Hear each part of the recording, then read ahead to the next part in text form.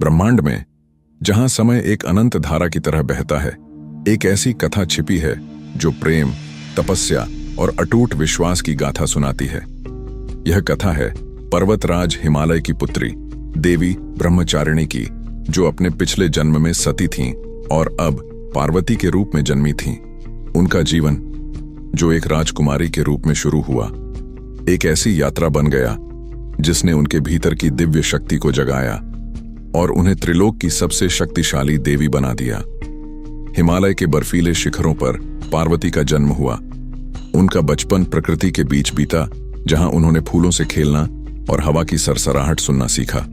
लेकिन उनके हृदय में एक अनोखा आकर्षण था, एक ऐसा प्रेम जो किसी भी सामान्य प्रेम से परे था।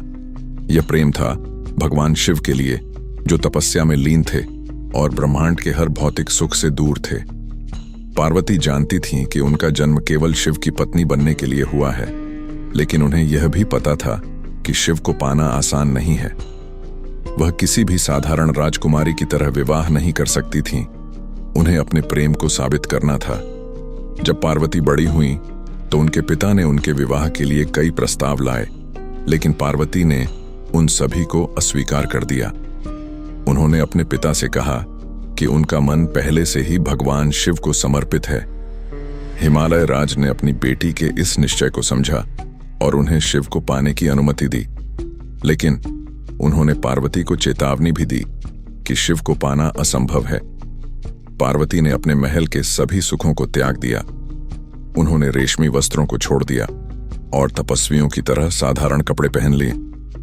उनके गले में फूलों के हार की जगह रुद्राक्ष की माला थी और उनके हाथों में शंख की जगह एक कमंडल था।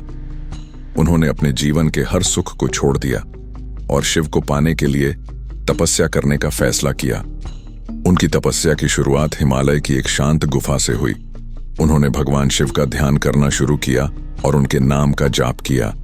पहले कुछ दिनों तक उन्होंने केवल फल और सब्जियां खाईं, लेकिन धीरे धीरे उन्होंने यह सब भी छोड़ दिया। उनकी तपस्या इतनी कठोर थी कि उन्होंने अपनी हर इंद्रिय पर नियंत्रण कर लिया। उन्होंने धूप, बारिश और ठंड की परवाह नहीं की। जब नारद मुनि ने उनकी तपस्या देखी, तो वे उनसे मिलने आए।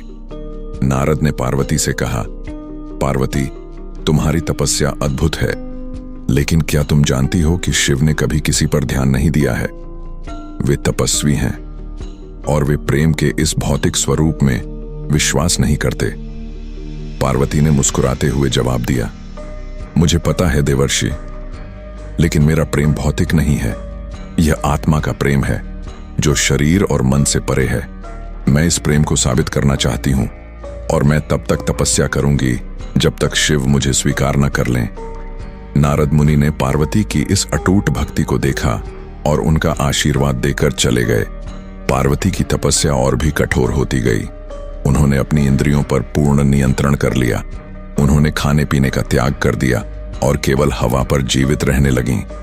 उनकी तपस्या की कठोरता को देखकर देवता भी भयभीत हो गए, लेकिन पार्वती को यह सब कम लग रहा था। उन्होंने निर्जला तपस्या शुरू की, जिसमें उन्होंने पानी पीना भी छोड़ दिया। उनकी यह तपस्या इतनी कठिन थी कि उनके शरीर से मांस और रक्त गायब हो गया।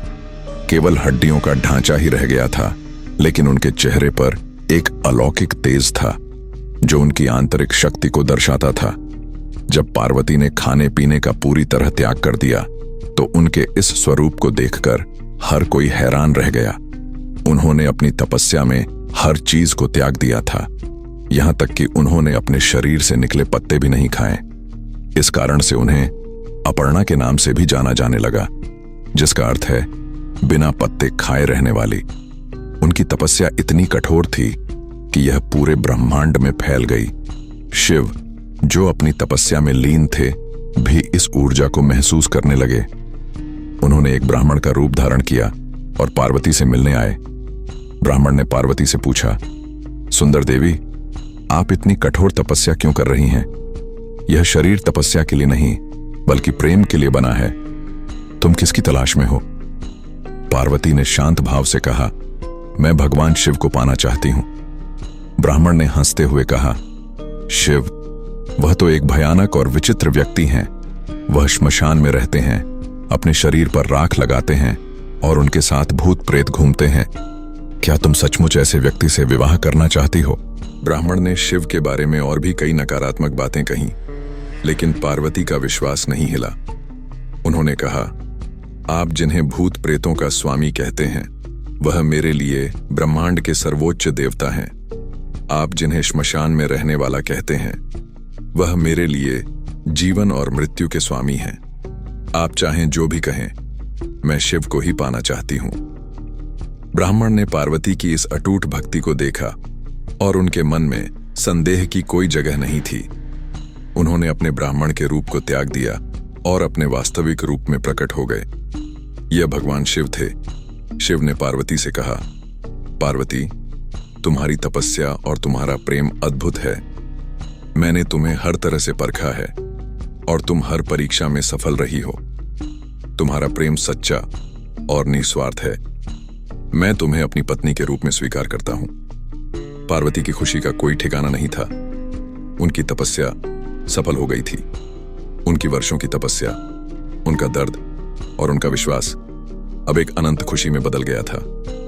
शिव ने उन्हें गले लगाया और उनके शरीर में फिर से जीवन आ गया। देवताओं ने फूलों की वर्षा की और स्वर्गलोक में आनंद की लहर दौड़ गई। सभी देवता, आर्षि और मुनि शिव और पार्वती के विवाह में शामिल हुए।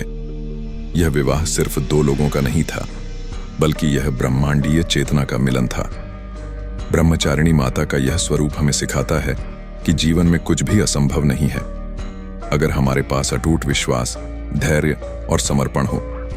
उनकी तपस्या हमें यह भी सिखाती है कि सच्चा प्रेम भौतिक सुखों से परे होता है और वह बलिदान और त्याग मांगता है। ब्रह्मचारिणी माता की पूजा करने से भक्तों को साहस, धैर्य और आत्मनियंत्रण मिलता है। उनकी तपस्या हमें यह भी सिखाती है कि जीवन में लक्ष्य को प्राप्त करने के लिए हमें कठोर परिश्रम और ध्यान की आवश्यकता होती है। आज भी नवरात्रि के दूसरे दिन भक्त ब्रह्मचारिणी माता की पूजा करते हैं, जो हमें याद दिलाती हैं कि हर चुनौती को पार किया जा सकता है, हर कठिनाई को सहन किया जा सकता है और हर प्रेम को पाया जा सकता है। उनका स्वरूप हमें यह भी सिखाता है कि आध्यात्मिक शक्ति भौतिक शक्ति से कहीं अधिक होती है। ब्रह्मचारिणी माता की कहानी हमें यह भी सिखाती है कि जीवन में सच्चा सुख और शांति बाहरी वस्तुओं में नहीं, बल्कि हमारे भीतर की तपस्या और अनुशासन में है। यह कथा एक ऐसी प्रेरणा है जो हमें हमारे लक्ष्यों को प्राप्त करने के लिए प्रेरित करती है, चाहे वे कितने भी कठिन क्यों न हों।